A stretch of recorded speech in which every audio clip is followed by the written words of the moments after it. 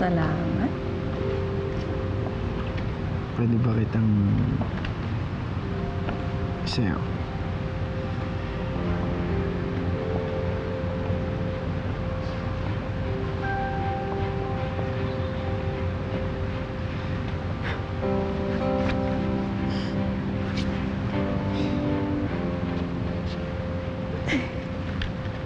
Paano ulit? Paulitin ko. Pwede ba kita isayaw? Ang gusto mo?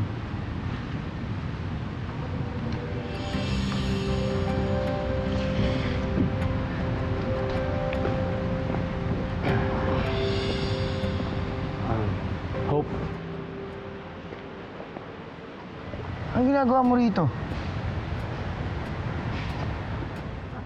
Huwag kang lumapit dito, sinabi. Anong ginagawa mo rito? Teka lang. Gusto ko lang kayo makausap. Sa tingin mo, kaya kita makalapit kay Hope? Ha? Hindi ka na nga dapat nakalaya pa eh, pagkatapos yung ginawa mo sa amin.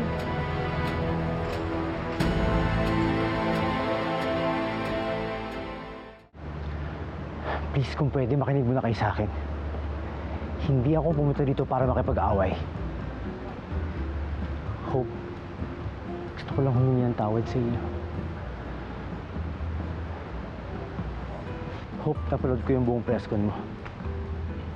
At narinig ko lahat ng sinabi mo. Tama ka.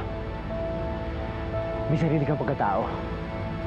At dapat hindi ka ginagamit ng ibang tao para sa sarili ng interes. At finally, magkasama na kayo ni Misty. Hope, masaya ako para sa'yo. Kaya sana mapatawad niyo na ako. Bago man lang ako sumuko sa mga pulis at na ako pagbayaran yung mga kasalanan ko.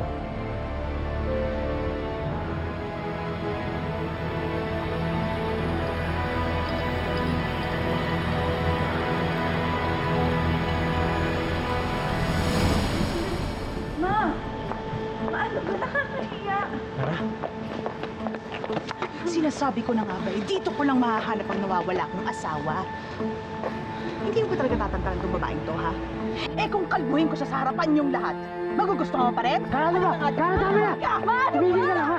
Bakit ako pinipigilan ninyo? Nakakahiya! Ha? Nakakahiya! Yan ang dapat mahiya! Halika dito! Kaya na ba? Dito ka!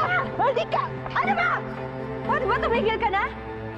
Subukan mo saktan ulit yung anak ko. Ako yung mga kalaban mo. Why, you think I'm scared of you? Ma, ang kapal ng mukha mo, no? Nagpunta ka dito at manggugulo ka?